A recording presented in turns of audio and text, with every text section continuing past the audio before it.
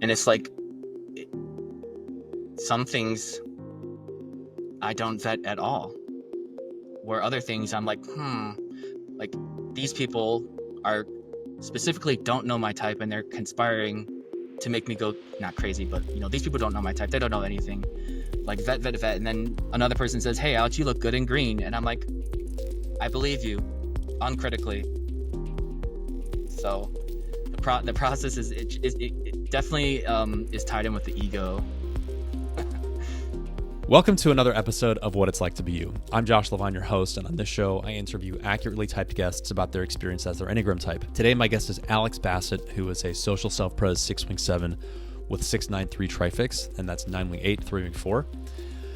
And in this episode, we talk a lot about the unfair stereotypes that get pinned on 6, and in particular because 6 and 9 are the most common types in the Enneagram, those types tend to get flattened and overlooked in discussions about their very multifaceted interiority. And so we talk about some of the unfair stereotypes that Alex originally pushed back against when he was typed as a 6, and we expand on the 6 inner life from the inside. And also, I think the most interesting part of the conversation was when we get into the territory of talking about how Alex as a mental type has his mental center constrain and gatekeep for the other two centers. And what I mean by that is that as a 6 who's been disentangling himself from the conventional orientations and values and frameworks of his that he grew up in his culture, he has been working to construct his own mental orientation, mental map, kind of from the ground up on his own. And it's almost like the other two centers have to wait until he's gotten that reliable orientation all figured out. So before he can fill himself up with self-love from the heart center, before he can fully act in the body center, he has to get the orientation right. And there's all these little checkpoints and decisions and questions that he has to work through before that can happen. And to me, that was like a really big learning and insight from this conversation. So if you'd like to learn more about the Enneagram, then please go check us out at theenneagramschool.com. We have an intro course where we lay out all the basic concepts that make the Enneagram, and there's also a bunch of free content on the website itself. And without further ado, I am very excited for you to learn from Alex. I want to start by talking about your relationship with getting typed as a 6. What that was like for you, because there's so much 6ness in that too. Mm-hmm. Anyway, so why don't you tell a story? Just tell us what brought you to the Enneagram in the first place, and then what happened when you got typed.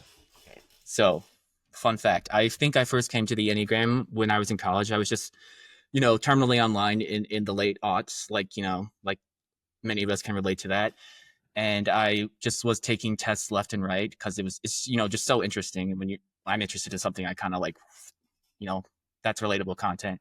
And I took a test. I actually got 1-wing-9 on the test.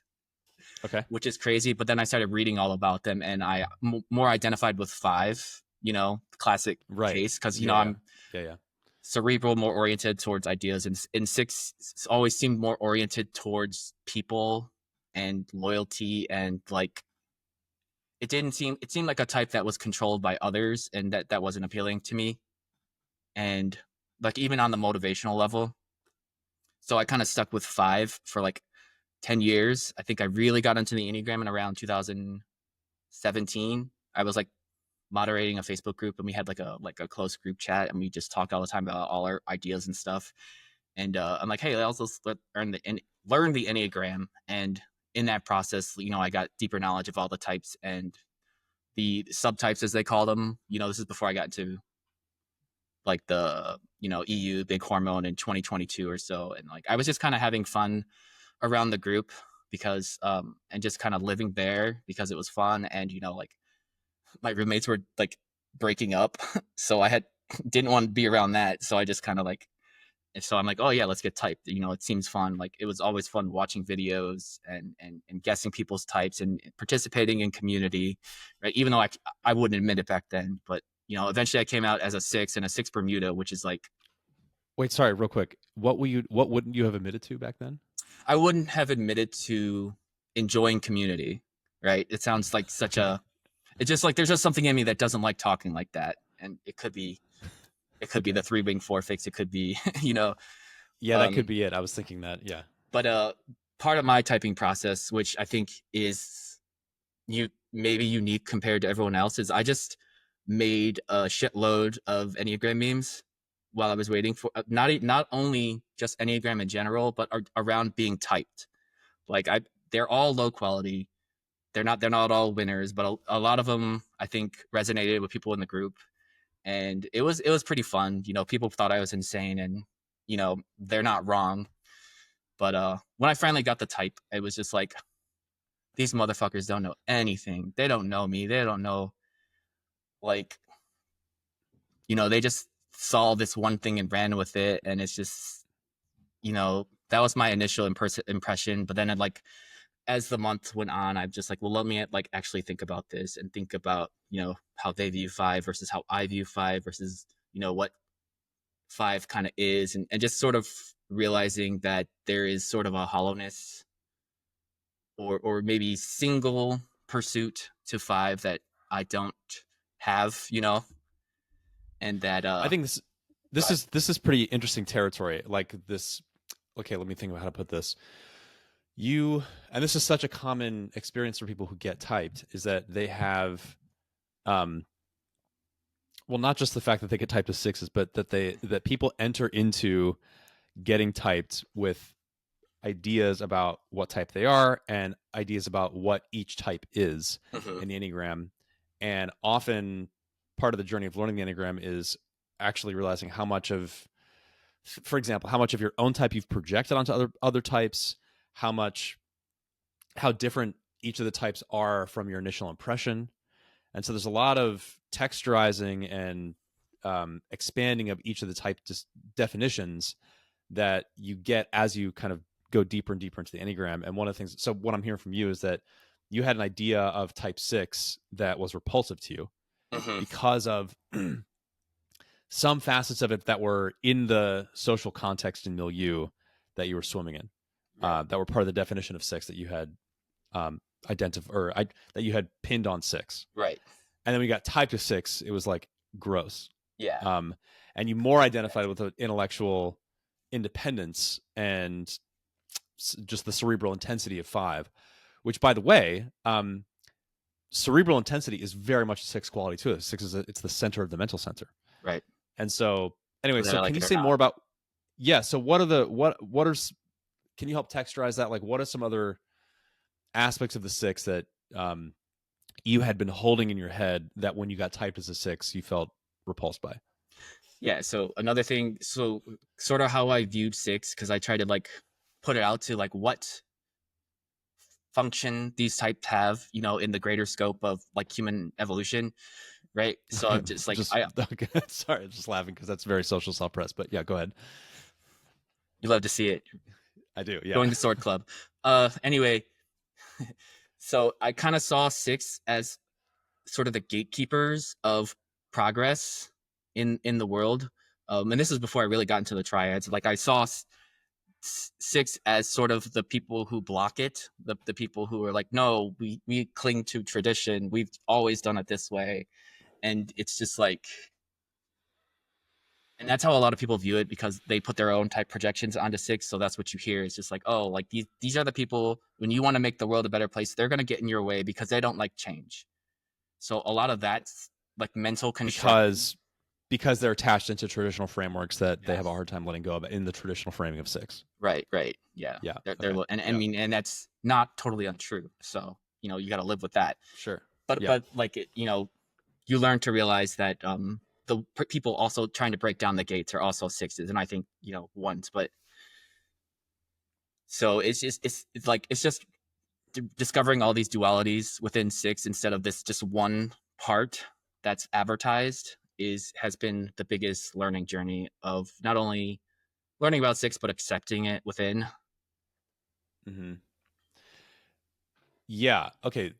I think there's a lot of nuance to this point you're saying, because 6s are the attachment type in the mental center, and my language for it is that they're piecing together a map of reality based on other people's maps, consciously or unconsciously.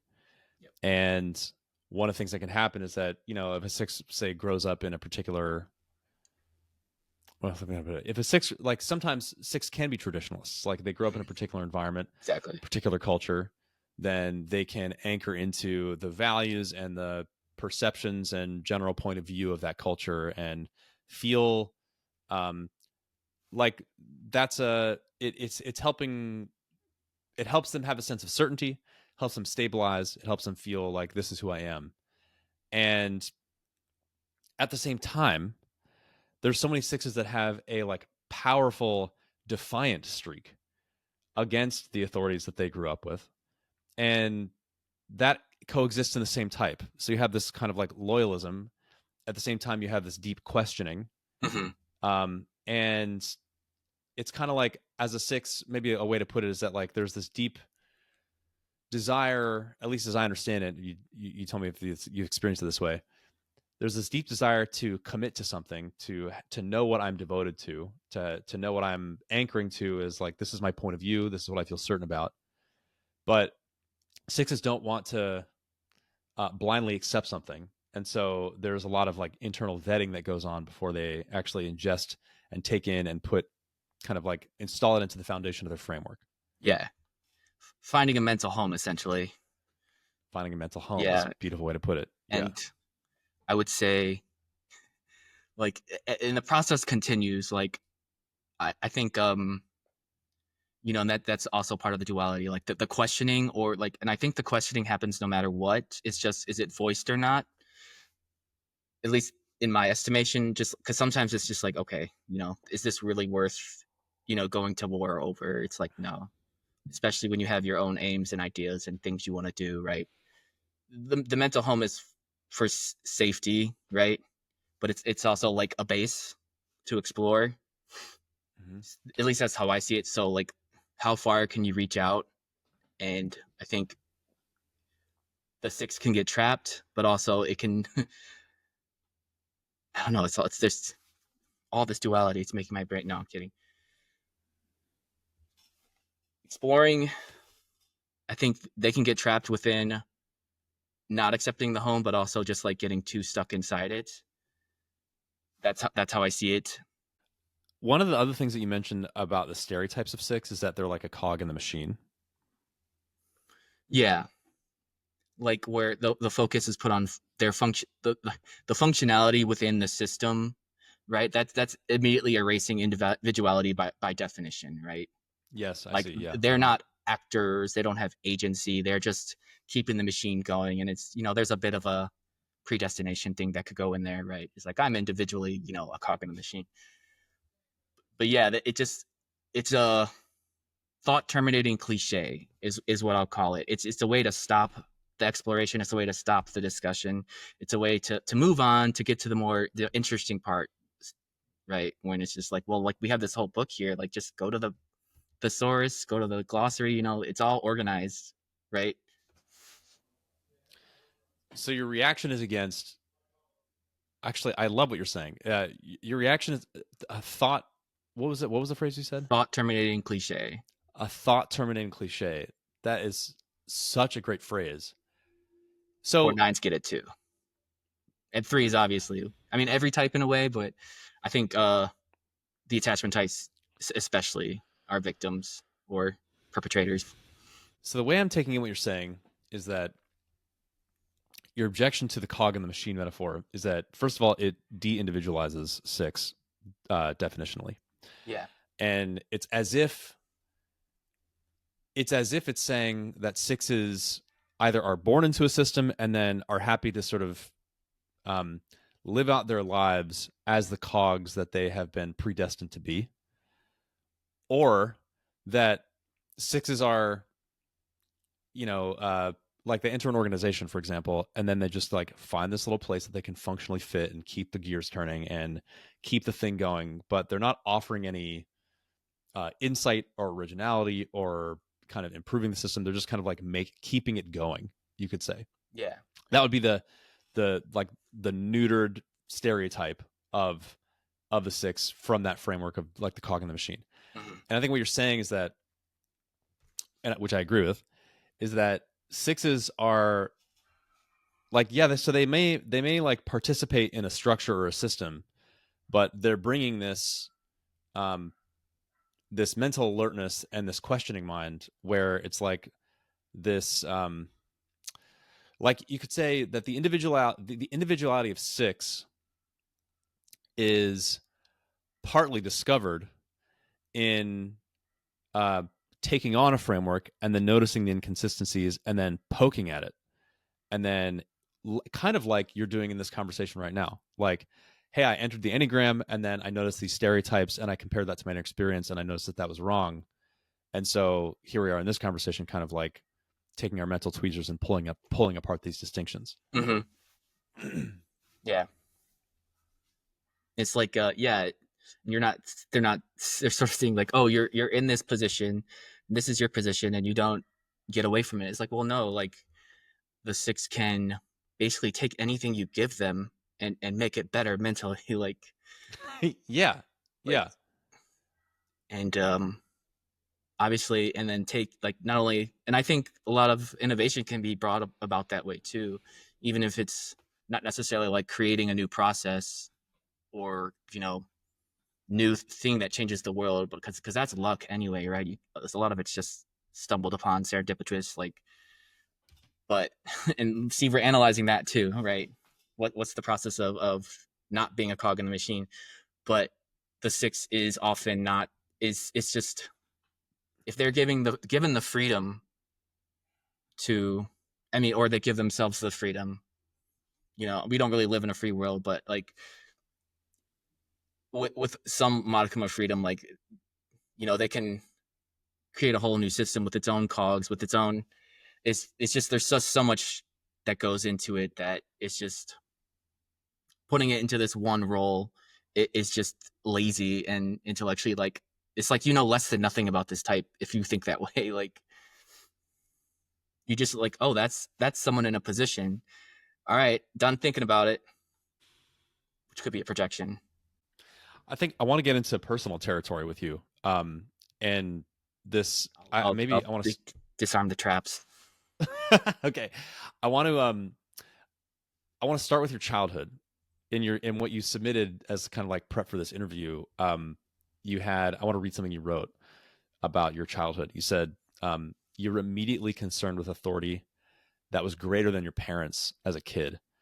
And you said, I've been mostly ambivalent to them for my life and didn't really care about their comings and goings, speaking about your parents.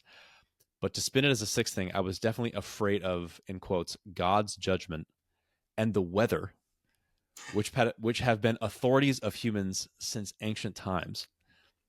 The actual example would be me waking up during rough thunderstorms as a kid and just watching the weather channel until the storm ended. Yep, definitely. So what was happening there? Can you take us back into that memory of watching the Weather Channel? Yeah, like what were you thinking and fearing or feeling at that in that I was moment? just basically told what tornadoes can do to a house, and I'm like, well, it's very loud outside. Clearly there's about to be a tornado, and we're all gonna die, right? So yeah, I would just get up and be like, okay, what's the situation? All right, so I would just get up. It would be like 3:30 in the morning, right? I'm like 7. I'm definitely supposed to be in bed or whatever. And I would just turn on the Weather Channel and just like watch and see the warnings and watches and the estimated time of ending for everything going on, and I would just be like locked in, zoned in, and I think I never got like reprimanded or in trouble. Like, I think my parents just saw it and they're like, oh, okay, this is how this kid is, like. So as far, and I guess the Weather Channel is an authority to me. At least it was when I was 7. I haven't gravitated too much from it now, but we can investigate it. We can expose the Weather Channel. But yeah, it was definitely a big thing. And then just like learning about religion was definitely like, okay, like, you can get in trouble with your parents, but like there's like, your parents have like, there's like this thing higher than your parents, and they can just like make you go to hell or whatever. And I'm just like, and that kind of stuck with me. Okay, so that's what you mean by authorities greater than parents. Yeah. And at the time when you were watching thunderstorms, were you thinking about it as an act of God? No. Okay. I definitely didn't see it as an act of God, because I wasn't able. Well, Yeah, I wasn't able to connect the two yet, but it's just like unconsciously Okay. sort of it was there. So when you're talking about the weather has been an authority of humans since ancient times, that's more of an adult interpretation, not what you were Right. holding as It's a like 7-year-old. you Okay. are Yeah. subject. We are subject to all of these comings and goings of nature. I mean, humans and natures, gods, all that. We're just like sitting ducks, right? And all the innovations of human is just kind of been to manage that, to be less vulnerable to all of that stuff. I guess the isolation practices could be that too for me myself. That's a that's a good and interesting point. The human Um, weather, and what do you mean by human weather? like I'm trying to protect myself from the human weather, and the Enneagram is like the weather channel. Okay, I just made that because it up. helps I don't know you. how good. Okay, okay. Um, but I guess I want to go back to this childhood story because it's what's striking to me about it is that it's well, there's I've never heard of a 7-year-old just staring at the weather channel and waiting for a storm to pass. I mean, it's kind of a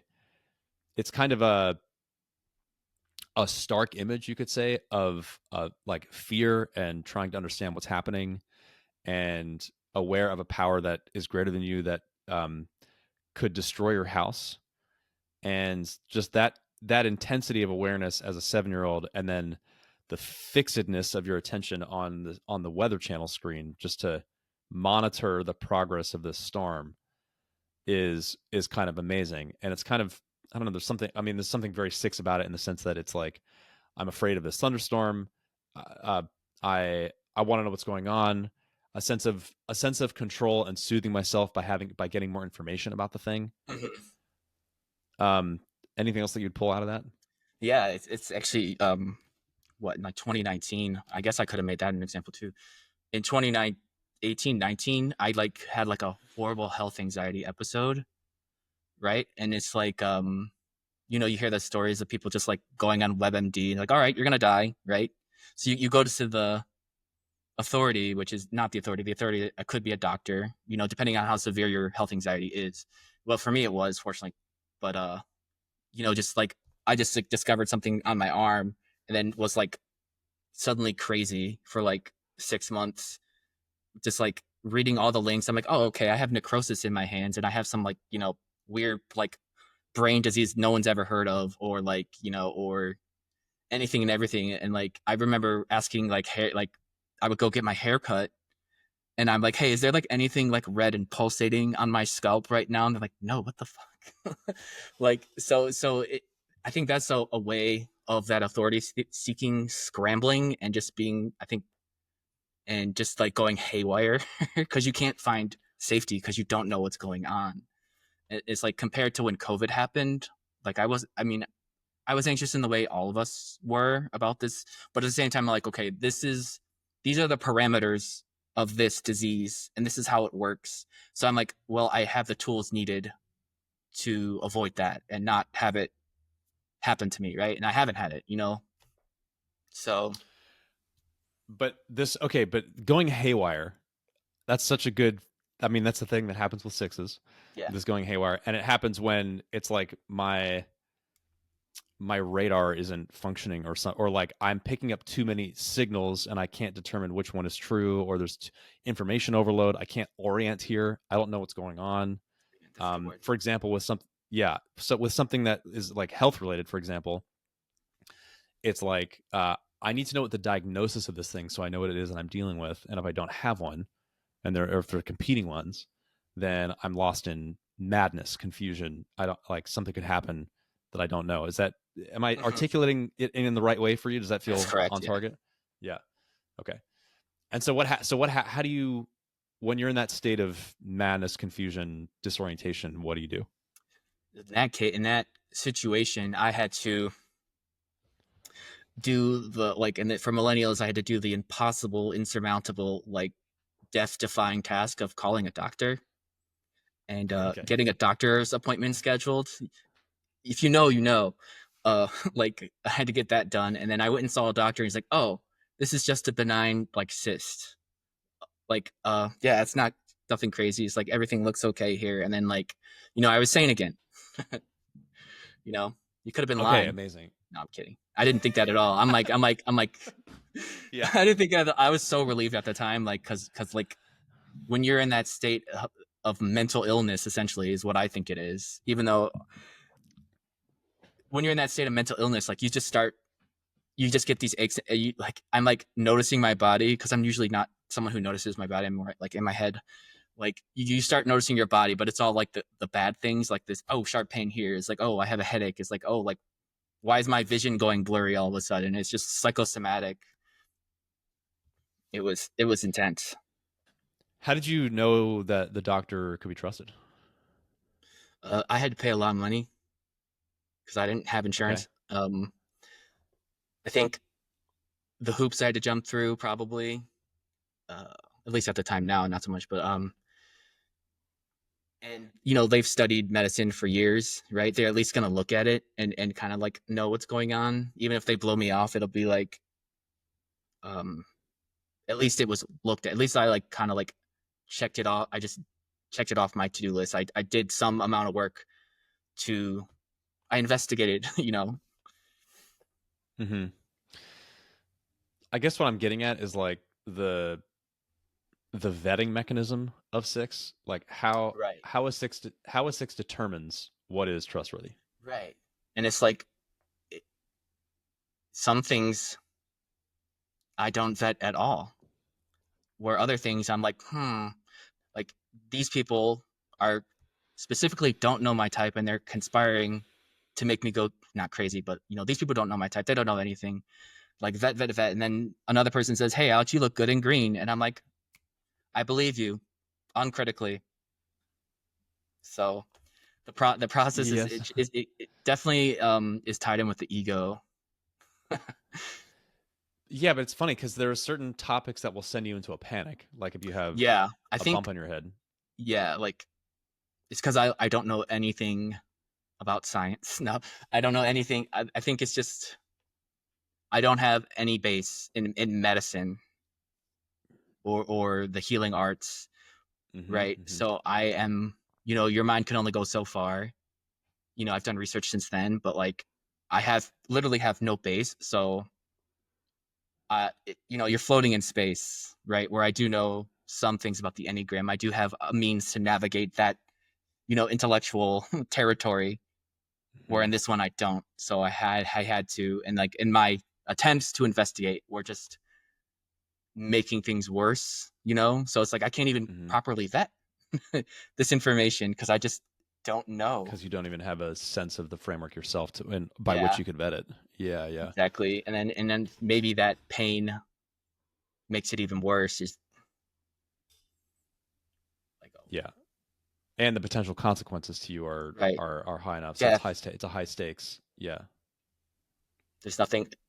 What is it? Nothing cures existential angst like health anxiety. Um, I don't know if this question is too on the nose, but do you fear death a lot? I used to like that's actually interesting. So like in that time, I definitely did, and that made it very apparent because it's like I kind of have an aesthetic of kind of like talking about death and being a little dark and like and people know about me that I kind of joke about it a lot. And so in that it taught me, yeah, I definitely fear non-existence in that sense of death. But I think in 2023 I did medical ketamine and it was pretty Hmm. intense. It was super fun actually. It was for like depression and anxiety, but Hmm. after I took it, like I didn't really like have any grand realizations or anything like that. I just saw some cool shit, and what Hmm. felt like the other side, you know. And after that, I it was just gone. Like I just didn't stay up at night thinking about it or anything. I was just like, oh, when it's over, it's over. You just kind of move on. So it sort of like Hmm. broadened my view of what existence is. And Hmm. like people who do drugs say that all the time. I don't know if you know or anything, but Yeah, like, yeah, yeah, yeah, yeah. so in a sense, gaining that knowledge sort of like staved it off. I see. Yeah. Partly the question came from, I mean, that's, first of all, that's, let me just comment on that. That's a really interesting point about an expanded perspective allows you your anxiety to, it's kind of, it's, put it this way. It's like, it's, yeah, we get anxious about things that we can't understand. Like you said, I don't know what's going on with this bump on my head, and therefore I'm sent into a panic. And all of a sudden, though, like this thing that is this impending inevitability, my own death, which strikes fear in many people's hearts, when you have an expanded perspective through something like um, a different experience of consciousness, Right. then you can kind of like file that idea away into a different, into a wider orientation, and it reduces the anxiety around it. Is Yeah, what you're saying? and that speaks Yeah. to the core struggle of the type and why these stereotypes exist is because of that limited, mental real estate, the limited base of exploration that they have. No wonder, like, people are gonna. That's all they know. Of course, they're gonna stick to it. But you widen things out a little bit, and suddenly these like stereotypes fall apart. Widen out from inside the six's point of view, or widen out the idea of six from an external point of view? I want to say both. Yes, Okay. but the latter more so the latter if you want to focus on one. And you can sort of see it in the human evolution, like it's not demons doing it to you, it's germs, and once you have that frame, it changes everything.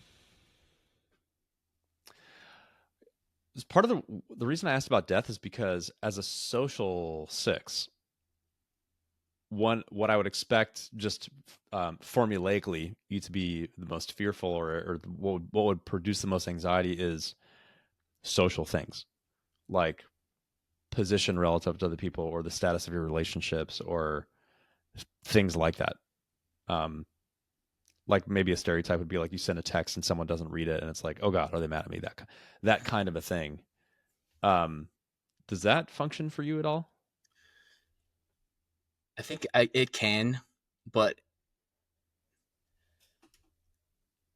I'm not the most communicative person on the planet. I think the biggest way it would manifest is I go to an event or a social thing, and I will just kind of like replay the events when I'm done, when I'm processing everything, and I'll just like invent narratives that don't exist.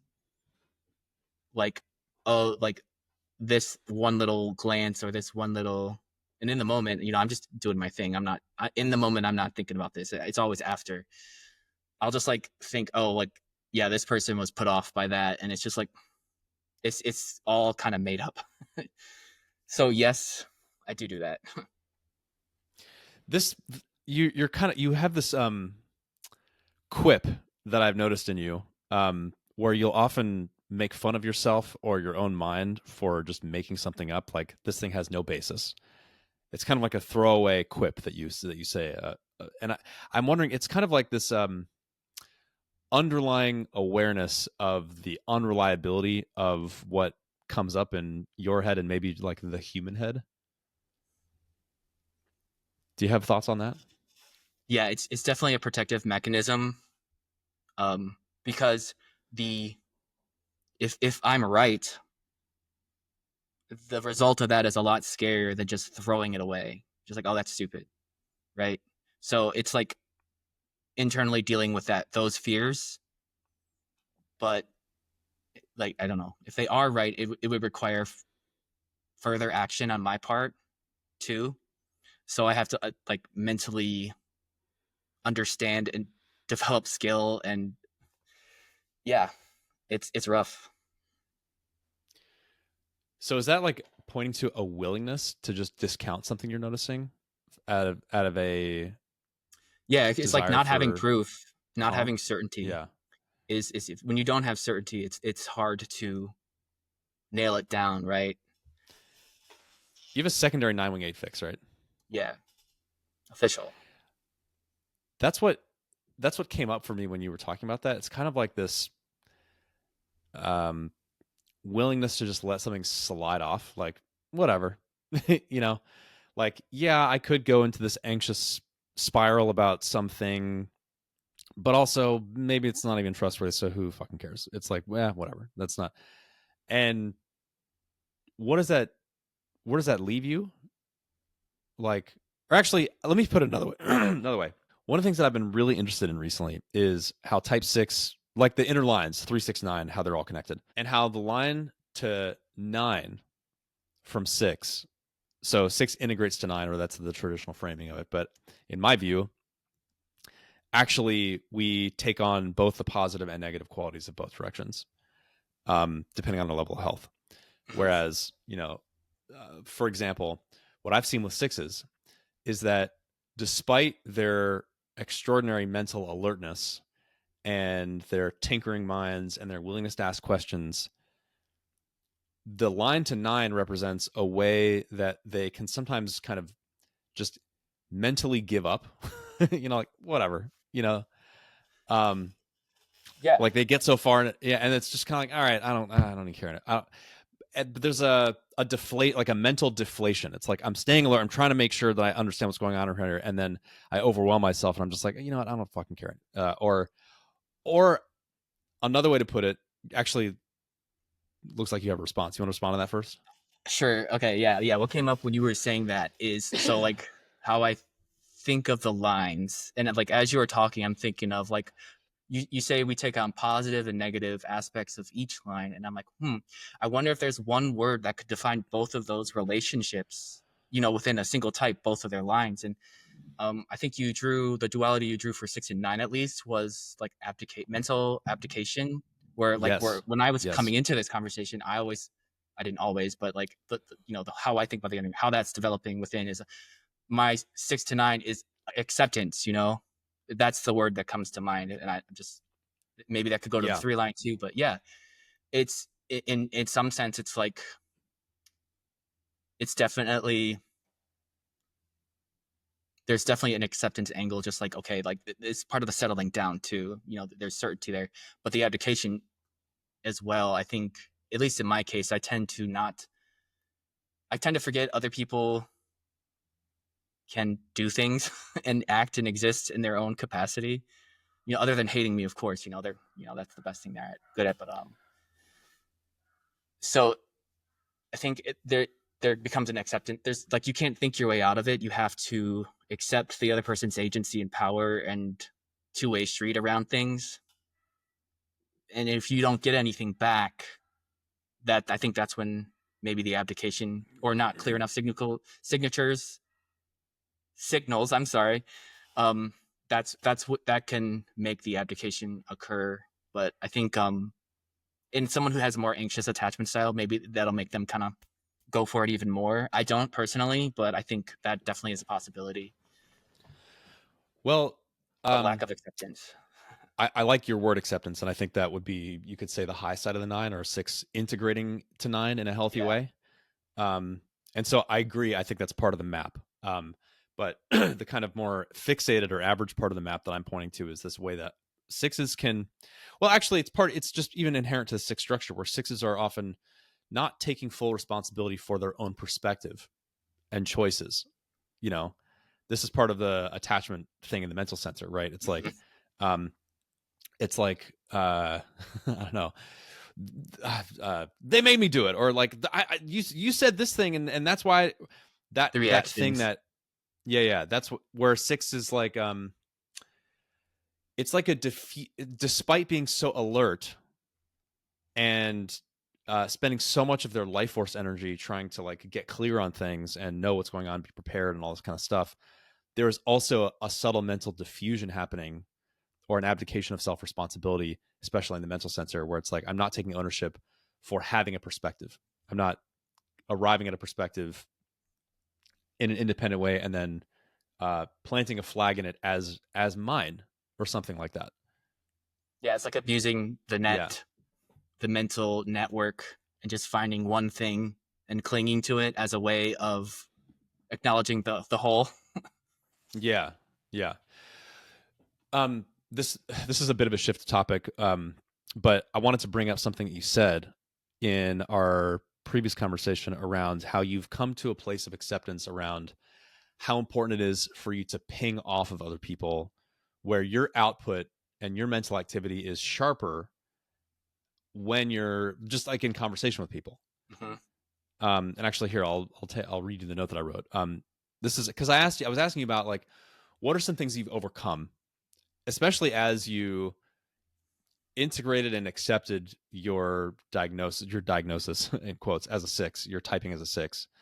Terminal Um, illness, got it. yeah. Seeing that you have a need for dialogue and engagement and not being disgusted by it, in contrast to the larger American lionization of self-sufficiency. Plus, in our Enneagram community, the judgment around attachment as needing others, especially around Bermuda, as not having a hyper-individuated self. So I guess I'm speaking out of the other side of my mouth because I literally just talked about self-deprecation with this line of 9. However, at the same time, there's something kind of paradoxically self-honoring about noticing you have this need for dialogue and engagement and how that actually brings out the best in you. Yeah. And that is sharpening my own individuality, right? The people bring me new ideas and I get to run through them, right? Ideas I wouldn't know about otherwise. And I get to hear their views, they get to hear my views. And like, it's just life-giving to me. Like, it's just what brings me joy and happiness, and it's just mentally exploring different ideas with other people. And I had just had these, like, I think that doing that is normal, natural, and happy and healthy and all that stuff. But I just, like, I don't want to think I'm Batman, training underground. Right? Even in fighting, like, you have to get better by sparring, right? And my favorite part of martial arts is sparring, is just duking it out, so maybe that's not the mental center, but I mean, it applies there too. But yeah, like this self-sufficiency narrative to, like, that you can do it all on your own and that makes you more individual is just like horseshit. It's yeah, we evolve together, not alone.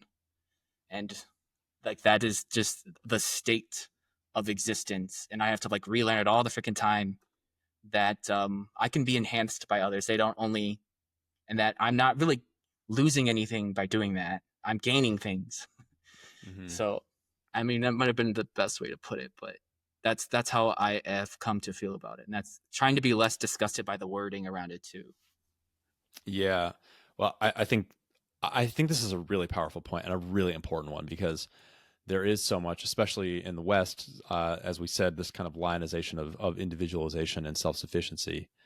And especially as attachment types in the mental center, we can kind of attach into that perspective and measure ourselves against this kind of collective expectation or ideal.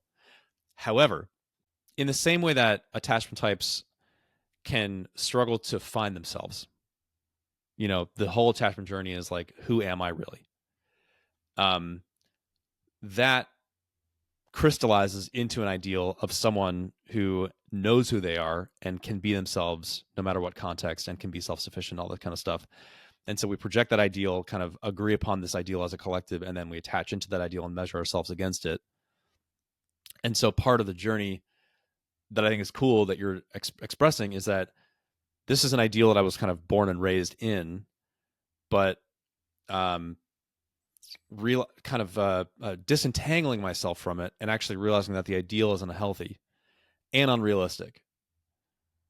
And so I just think that's powerful as a 6. Yeah, and that universal mental vetting is always at work there, right? Like, how attached am I to this ideal versus what I am, versus, like, because the individual, there's that ideal is there for a reason, right? If I just introduce myself as son of Carl or something, that'd be weird as hell. Like, and just realizing that Hexad isn't as self-sufficient as they say they are in general. Like, what's a king without their kingdom? Right. Yeah. So it's just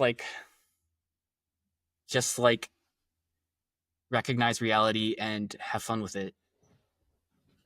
That could be that. Yeah, that's well, that would be a title of 6 Wing 7 right there. Yeah, that's what I thought too. I'm like, that's the Wing 7, because that was hard to see too, but I definitely see it now, and I kind of, like, love it. I love it for me. Like the How swing do you see seven, it? How do you see, yeah, how do you see your settling? basically just willing to like strike out mentally and what is it?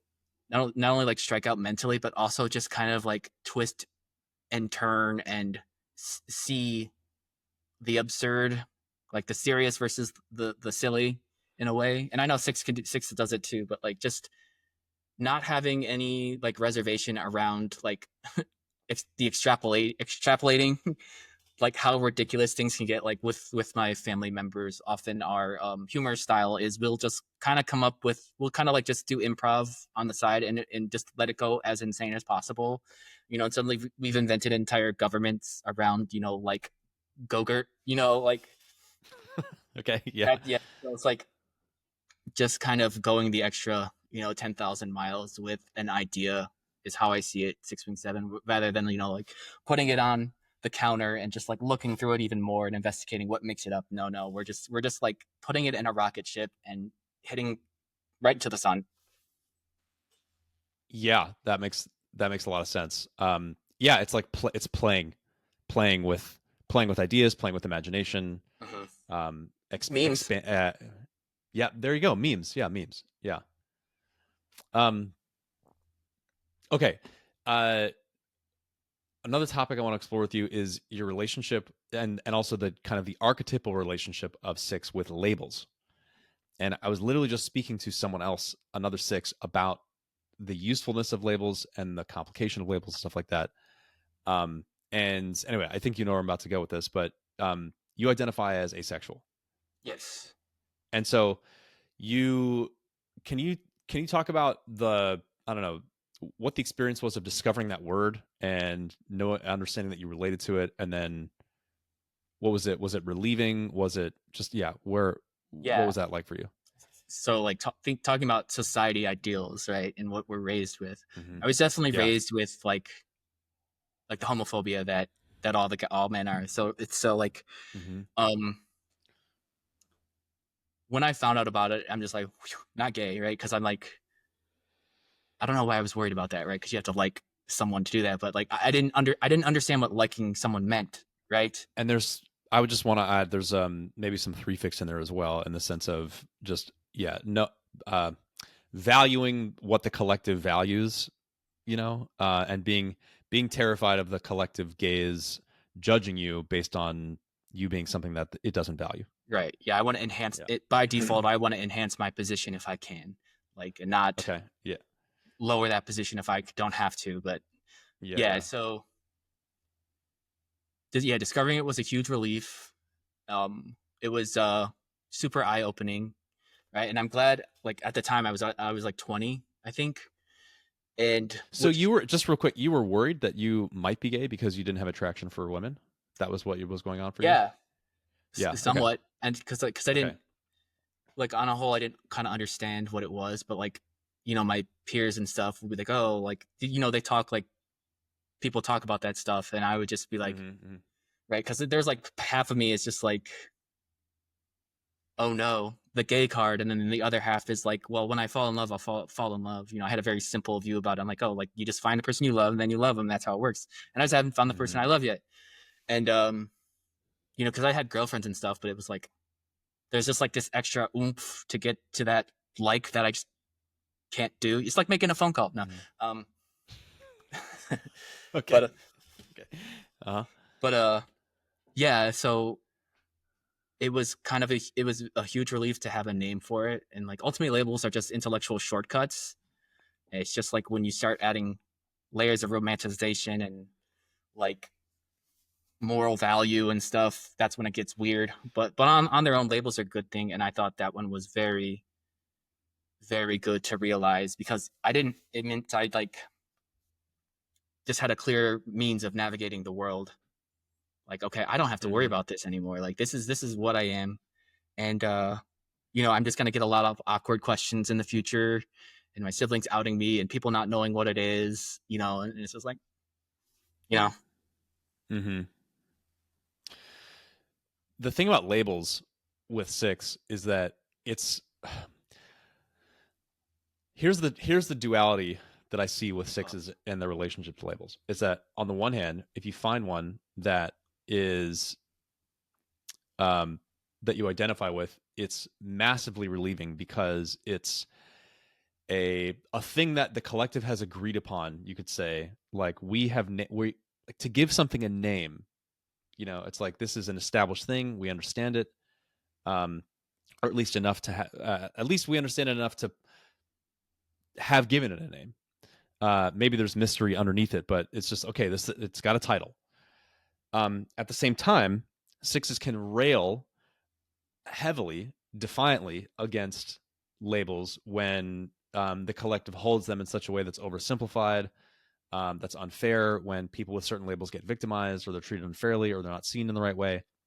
Yeah. And so this, it's a double-edged sword. Mm-hmm. Right.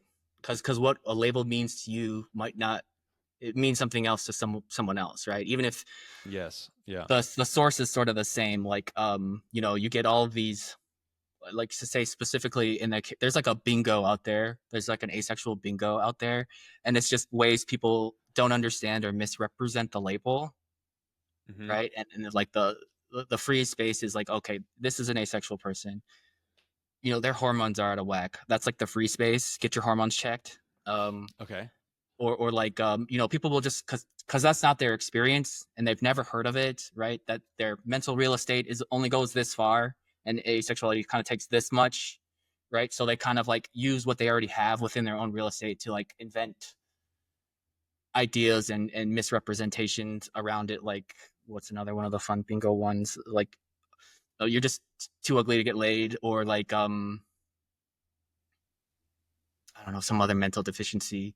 But like, as a man, another label, right? Like, they all intersect, and I kind of like, like, I don't get hassled too much because, I'll put it on them. Or I could, versus women who have like, people who like, they'll like smash together those labels, like, these can't go together. Women make babies. Like, yeah, it's a big fucking hassle, but also like you said, a double-edged sword, like super helpful, but also like, deadly. I rambled there. Sorry. No, it's okay. Okay, I wanted to ask you about this. One of the questions I ask in the guest prep survey is there a life lesson that you've had to learn over and over again? And I love your answer. It was that putting yourself down and self-deprecating does not protect me as much as it limits me. And I'll keep reading. So, not only in terms of keeping myself inactive and away from my full potential, a moving target as life goes on, but keeping others out indefinitely. Also, it is a way of avoiding confronting the emptiness that can spur many others to action. It's an easy trap, and I plan for more cycles to continue. Yeah, I'm definitely gonna keep learning that lesson, right? Because there's like seeing it, and there's like doing it. I think that 6-9 stem particularly is like, that's like the stem of self-deprecation. Mm-hmm. Yeah. Yeah, it's definitely not an easy process, because like the whole thing is, not only do you have to realize all of this painful information about yourself, about how you're not doing everything you could, or being everything you could, but also like what steps it takes to get over that. And I think I will continue to learn that lesson until I act. But like right now, I don't always have full awareness of it. I think in that moment I did, because I just got out of therapy. But like, sort of like the engagement and the community I like is very hard for me to get to, because like there's, if we get into more like therapeutic territory, there's a lot of like criticism, not only around my skill around doing it, but like having to ask at all feels like kind of stretching out too far. And then it's like, well, you don't have this thing you want. Why is that? It's like, well, one, you do have it in some ways, but in other ways you don't deserve it.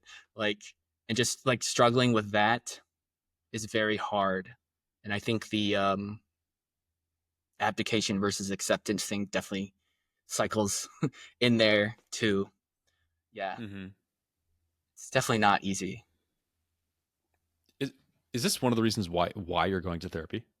Yeah, yeah, and I realized that like family of origin would have family of origin, also just like social rejection for various social reasons that don't always apply to the masses can create this.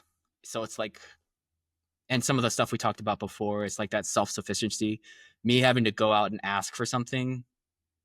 It's not the fun back and forth. It's me having to literally like take something from someone else. Just like the uncertainty around that, it can be like too much, even for just like, hey, do you want to hang out? Like to me, that's like making 10 phone calls in a row. If we're doing, measuring in units of insurmountability, right? It's like even like minute daily things that people don't think about, they just do, are just like, Yeah. I've just constructed this like horrible thing, like crazy, not crazy. It's just been constructed, right? And I'm learning to not only see it for what it is, but take it seriously and deconstruct it, which is also a What is fun sixth power. that's true. That is actually, I love that you just point that out. Yeah, I agree. That is a sixth power. But what is the construct? The construct is sort like the construct in this specific case is what I deserve to have and what is an acceptable way of getting what I want. Right. And I think when other people are involved in that process, it becomes much harder. It feels like we're moving into superego territory with that statement. Like, what's an acceptable way of getting what I want? Yeah, we are. Good catch. I didn't think about it that way, but it totally is. Yeah, can you follow that thread? What does that bring up for you? What it brings up, what does it bring up? If I follow the superego thread, yeah, it just brings up ideas. Let's see, it's sort. I think we'll get stuck in a loop of action and reaction, cause and effect, and put morality around it, of things I should and shouldn't do, and kind of like not see the system at work that not only created the construct but will destroy the construct. And I think that probably is really important for superego, because if you let a moral construct get too big, or like put morality on something that doesn't have it, you will limit yourself for life, and you will just stop as a person, not only mentally but in every center. I think. I imagine the heart center probably the strongest. How does this operate in the context of like making a phone call to ask someone to hang out? How does this operate? So it'll be when I actually do it, which is very rare, I will just put a bunch of things in a message that shouldn't be there. Like I will just like give them 7 ways to opt out. Okay. Okay. Like, hey, do you want to hang out? You totally don't have to. No pressure if you don't want, that kind of thing. Yeah. Like if you're not a solid form that day, like just forget I even texted you. Like this, I wish the messages will self-destruct, but they'll forget I even asked at the end. Right. Yeah. Okay. I'm getting a sense of it. So yeah, it's just like the vulnerability. Yeah. Have you made progress there? No. But we're working on it. I'm aware of the issue, and the team is working internally to correct it. It's been 20 years. What makes it so hard to make progress on that? It's just like too risky to me, right? It's just like standing at the edge of the cliff and jumping, right? Even though it's not. If someone asks me to hang out, I'm just like, can I or can I? And I move on with my day. Yeah. Well, this is coming full circle around the fear of the social instinct. I mean, it seems to me, because it's like it's a really vulnerable thing to put yourself out there to make an invitation, Um, yeah, I know you're partly being tongue in cheek when you said no, but is that also true? Um, so I would say like one of the ways I could keep myself from doing that is like creating a like kind of you know how I said abusing the network. I will take these bad ideas about masculinity and self-sufficiency and double down on those to avoid the Oh, responsibility of reaching out and making myself better, I think. okay. This is kind of getting to that six inner split thing where it's like, because let's see how to put this.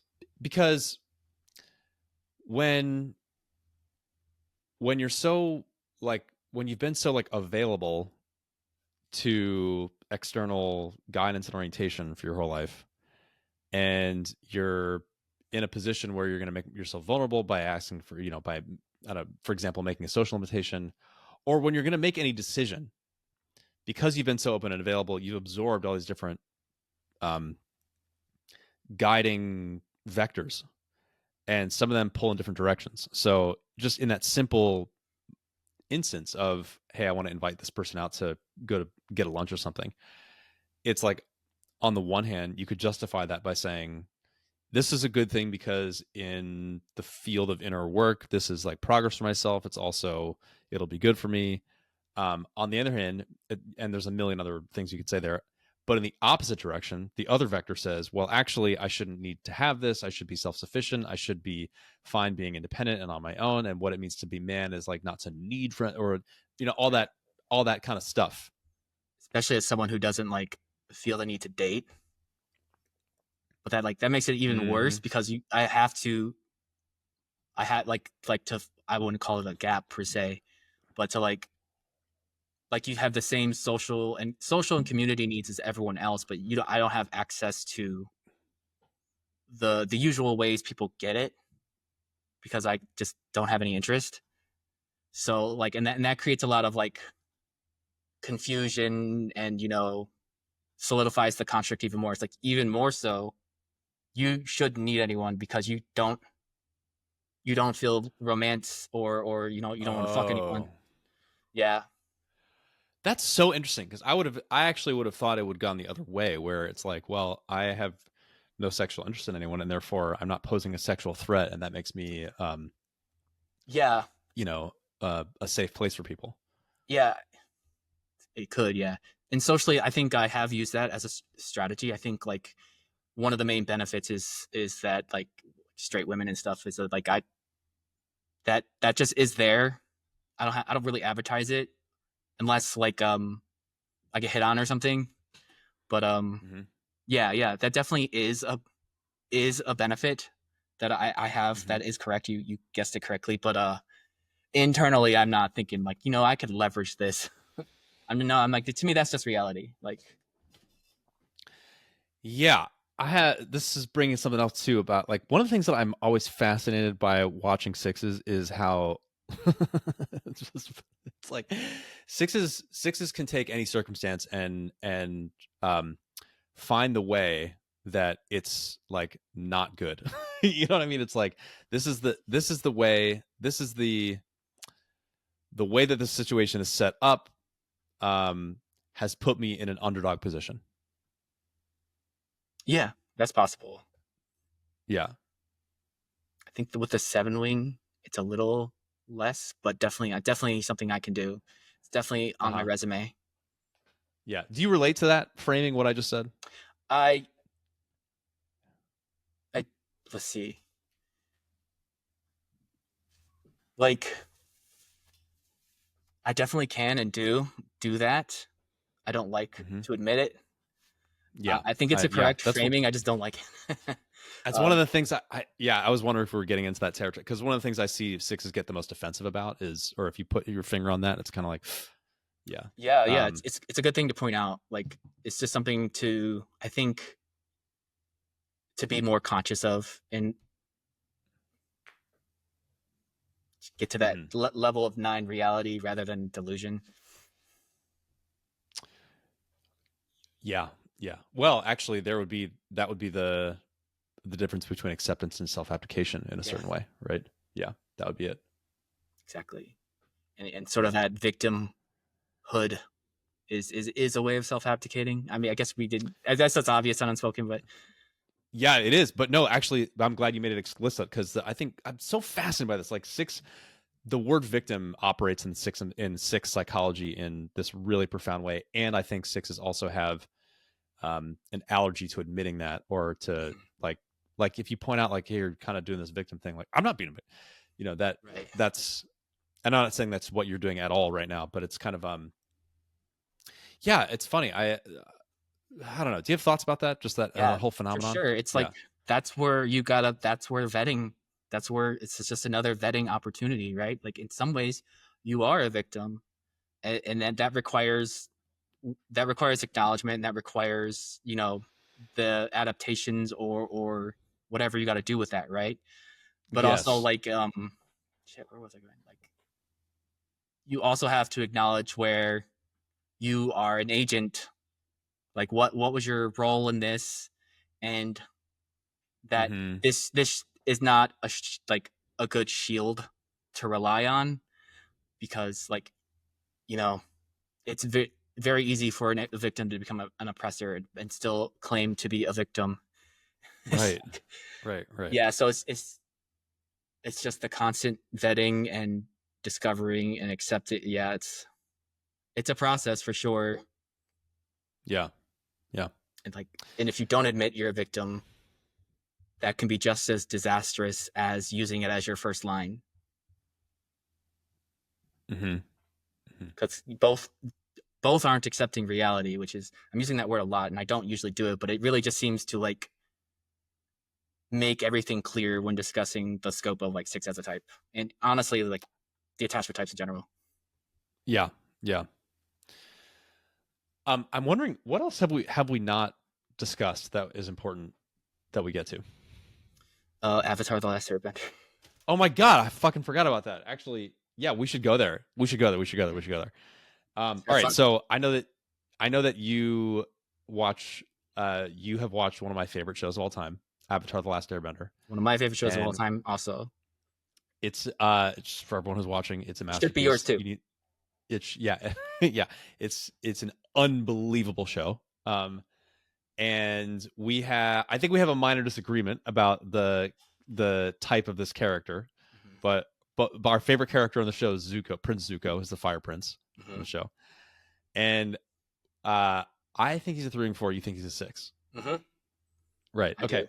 but instead of let's not get into a debate about his type. But what do you relate to about that character and his arc?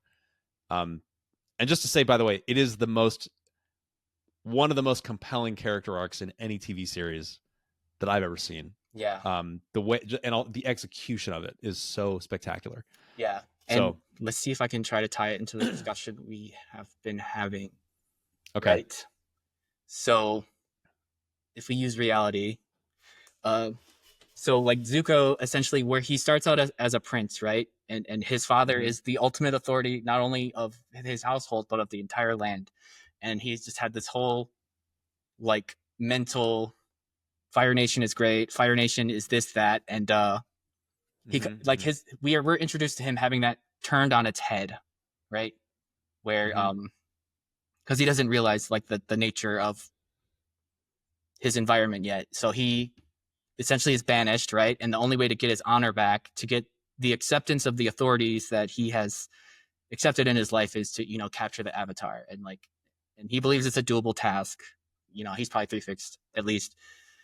Mm-hmm. Mm-hmm. And through that journey, he is forced to accept, like, his mentally, that the world is bigger than his mission and his ideas and what his father wants. He's literally forced to confront that. He's forced to like not only fight the avatar a bunch of times, but also realize how dirty the Fire Nation is, how like how they're kind of ruining the world, how everyone hates them, how even his skills, like his sister, he realizes shit, I'm sort of losing it, but like he eventually joined. Spoilers on a 20-year show, but he realizes that the real fight that needs to occur to make the world a better place, rather than his own life, right? Because he eventually, gets what he wants. It's dishonest means because his sister's the one who took the Avatar out. He gets it through like inauthentic means, but even though he has it, and I think even more than that he didn't earn it, I think that's a problem. But even more that he knows that he didn't do the right thing, right? He can't unlearn what he has learned about the world. Mm-hmm. And eventually, he like spirals out until eventually he's like, no, I'm joining the Avatar and I'm going to beat you. Yeah. That was a roundabout way, but. As you were talking, I actually just was going through a little calculation in my head, and I actually think you might be right. I think he's a 6 because he's got to be a reactive type. He's got to be. He's angry. Quick trigger. Yeah, he's too quick trigger. He's not like a composed 3. So anyway, but yeah. So I just think he's. Let's see. I want to respond. So okay. What do you relate to about his journey? I think sort of the shedding, using like as your mental real estate grows and grows and grows, you have to shed, like you realize that a lot of these authorities are farces, right? Even though they have real power to kill you, right? Ultimately, like these, it's just ultimately not, it's not real. I mean, the weather is real, but like, and through that process, you like become more individualized and empowered to like just have more freedom in the world and to enact your own will rather than what you've inherited through birth. Yeah, I have some commentary here. So like, okay, Prince Zuko, again, one of my top favorite ever anime or characters in any show. The heart center journey that he goes on, just to put it in that, there's kind of like the heart center and then there's the mental center, and they're obviously intertwined, but heart center, it's kind of like he's wanting the approval of his father. He's been banished from his kingdom. His father's an asshole, and the only way he can redeem himself, as you said, is to go like do this what his father thought was an impossible task, go find the Avatar and capture him. And this whole journey, he's obsessed with winning back the approval of his father, and then when he finally comes to a place of self-acceptance and understanding his own values and seeing himself through his own eyes and through the eyes of his uncle Iroh, and realizing, oh, actually, the people who've really supported me and who love me for who I really am are not my father and my insane sister, but actually my uncle Iroh, who embodies these gentler, more peace-oriented kind of values. That's when he kind of like finds himself, you could say. The mental center version of that story is that he's been raised in the context of the Fire Nation, which is this kind of warmongering society that's all about aggression and dominance, and his father has set him on this task to redeem himself, and he feels responsible to the king, and it's all about, and also 6 archetypically, you could say, oriented around the archetypal father as a figure or an energy. And this whole thing about like changing your perspective, where it's like, as a 6, I grew up in a particular worldview, and then having that deconstructing that worldview through my life journey, and then arriving piece by piece at an entirely different worldview that totally contradicts and is in opposition to the one I started in. That's a really profound mental journey, really, really profound. And yeah, so I guess, so I'm seeing those as 2 things side by side. And as with that framing, are there things like that? I guess we've talked about it in the context of your relationship with images and ideals of masculinity and things like that. But are there others that you relate to in terms of that journey? Basically, using the mental center to discover, decide what, like, and maybe this is social, just kind of, right? Because ultimately, look, in this Zuko case, he's deciding the real value of the social currencies he values, right? And honor is this one social currency. And then, like from his father and his nation versus his uncle, and realizing sort of like how these processes should work versus how they work for specific people. And yeah, like I think like going with these standards, like these standards will never love you. Right, they don't have that capacity. They may just bestow upon you leverage and honor and power, but they won't give you what you actually need and want, and what people are willing to give you if you let them. And I think in Zuko's case specifically, like he always had his uncle ready to love him, and he did, and this is like just without adhering to these like twisted standards of the Fire Nation, right? He loved him for who he was, and all that juicy good stuff, heart center currency. So yeah, I think I definitely had to discover some of that too. That you can only love yourself so much, and that's just sort of helps you sail through the world. And it creates a lot of, but like you can't shut everyone else out just because you love yourself, because then you'll just like create something else. Say more about that statement. You can only love yourself so much. Right. Seven Winger saying that. So like, yeah, and I think this could be at the core of my struggles, because like I definitely don't love myself a whole lot. Right. I could definitely learn to do that better, but I think it can only get you so far. Right. I think people will see and value that within yourself, that you just can do that. But also like, I think I'm like, I don't know, drawing unnecessary distinctions, but it's not always gonna take you where you need to go, I guess. So in a way, I'm like vetting self-love all the time, but like in a way that won't try it on. Oh, that is that's part of the whole construct, right? Yeah, there we go. Thank you. Yes. Good memory. So that, but I'm fascinated by that. So it's kind of like Yeah, me too. I'm like discovering something as I talk. I guess the way I'm receiving that is you have this kind of therapeutic mandate to learn how to love yourself, to inhabit more self-love. And your mental center is coming in to vet when it's appropriate to do that, how much it's appropriate to do that, in what context, towards what ends, when it's effective or whatever. And this whole matrix or labyrinth of mental gates that self-love has to kind of pass. It's almost like I don't know, that before it kind of can fill you up. Right.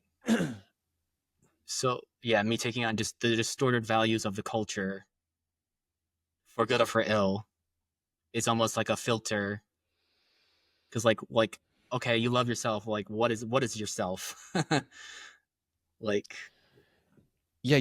The way I'm welcome to attachment type, right? Well, I'm kind of finding my way into it, because I feel like this is part of, I mean, to paint it in a more generous light, what I would say is that as a 6, you have this like core need to have an orientation that you feel is right, reliable, certain, and you're trying to figure out what is the place of self-love in that orientation, or how does it function in it. And there's all kinds of questions about like what's the self, what is self-love, anyway. So all that, and it's kind of like having gotten to a place in your journey where you've essentially rejected a lot of the conventional values that you were raised in, or that you're kind of disentangling yourself from the collective's standards. You're in the process of piece by piece constructing your own orientation, and that's an actually very arduous process. And so you gotta connect it to the other centers, and and also you just have to figure out like what you actually believe is true. And Yeah. So in other words, this like self-love can't fully fill you up until you feel like you have that answer, maybe is a way to put it. Yeah. Until you've like fully constructed your mental model. Mm-hmm. Almost like it's like the heart center is waiting for this mental center to feel like it has justified itself enough before it can fully. Like I'm preparing my case and I'm going to go to the heart center court and make it, but I'm not ready yet. Okay. Give me a few more weeks. Yeah. Yeah. And what are you waiting for clarity? What a great question. I don't know. Yeah, I guess I'm still looking for what that is, or what skill that is. It could be a practice, like a meditation practice. It could be just like therapeutic stuff. Definitely trying different things though. But I do not have that answer yet. But I have faith that one day I will. It's like intellectually I get it, but it's just hard to bring it to the other centers, if that makes sense. To embody it or to and like I'll have moments of it, when you're with like cherished ones, right? Where you can just kind of like be yourself and not worry about anything. But it can be fleeting. Yeah, that's amazing. I mean, my initial impression is that it feels like the mental center has to, I don't know, unmuddy itself so that the channel's clear for the other centers to kind of like fill in or something like that. But I got some Captain Planet villains up there. Get the cobwebs out. Yeah. Yeah. Okay. Fascinating. I'm glad we got there. That was a really interesting. Yeah. Just point of view of just how the centers get, I don't know. Like how the centers are in relation to each other, how they get scrambled, how it's like the mental center in a certain way for you is doing the heart center's job, or like, it's like, hold on, heart center, we're not ready yet. Like, I got to figure this out first, Like a bottleneck. Yeah. Yeah. Whereas, yeah, I'm trying to think how that would relate to me. I mean, as a heart type, it'd be the other way around, where it's like, for me as a heart type, the way it has worked sometimes is like, I can't know what I believe until I'm certain that this thing that I believe will earn me admiration. That's where I can get really stuck. And then does that make sense? So it's like the heart center putting constraints on the mental center instead of the other way around. It makes sense. Yeah, I understand it. Yeah. Yeah. I don't do that, but yeah. It's I don't know. That's one that I've had to really work to grow out of. Anyway, where are we at? How are you feeling right now? Is there anything else that we haven't discussed? And what's this been like for you? Nothing comes to mind, but I think I had fun. I thought this would be harder. Not saying it wasn't hard, like difficult to unearth all of this mental stuff, but I thought I don't know. I was like anxious and nervous as always that I wouldn't be interesting enough. But you're a professional. You got to make it work. Yeah. So asking good questions is the best part about getting good answers, right? Mm-hmm. Mm-hmm. Well, thank you for your openness and for your willingness to do this, and for your real-time exploration of some of these kind of insights that came up. Live from my mental illness. Okay, yeah, there it is. That's this. I mean, 6 Wing 7. Yeah. Okay. Thank you, and namaste. Thank you for tuning into my conversation with Alex. If you liked this conversation, then please click the like button or hit subscribe if you're watching on YouTube. Or if you're listening to this as a podcast, then you can leave up to a 5-star review and also leave some comments if you're watching on Apple or Spotify. Those are free and very effective ways of supporting me and this show and the work that we do at the Enneagram School. If you want to learn more about the Enneagram, then I would love for you to come check us out at theenneagramschool.com. Go right there to our website. We have a list of all of the interviews that we've done. You can browse them by type and instinctual stacking. And I also would love for you to check out our intro course, where we lay out all the basic concepts of what makes the Enneagram and do deep dives on each of the types. That's the place to start if you're a beginner, or if you're an advanced student and you want to know kind of our perspective on the Enneagram, then that would be the place to go. If you think that you're a good candidate to be interviewed on the show, I would love to hear from you. You can contact me through the contact form at theenneagramschool.com. Preference strongly goes to people who've been typed by the typing team at enneagrammer.com. The typing team over there is, in my view, the world's most accurate, most precise Enneagram typing team, and you can go check out their typing services on their website, as well as their members area where you can watch them type celebrities in real time and learn how to type from the experts. Finally, I want to say this podcast is part of a larger network of collaborators. I want to plug our Dream Girls podcast, Insomnia, where they explore the relationship between unconscious and dreams and the Enneagram. And I also want to mention our other podcast called House of Enneagram, which is kind of a creative roof under which all of our collaborators are contributing. And so we have people from the typing team, people from the Enneagram School, people from Insomnia, etc., all kind of doing a rotating cast of exploring different aspects of the Enneagram and the ways that the Enneagram can be used as a lens to understand art, pop culture, current events, and things of that nature. So all the links to all that stuff will be in the show notes. And that's it for me. Thank you very much. See you next time.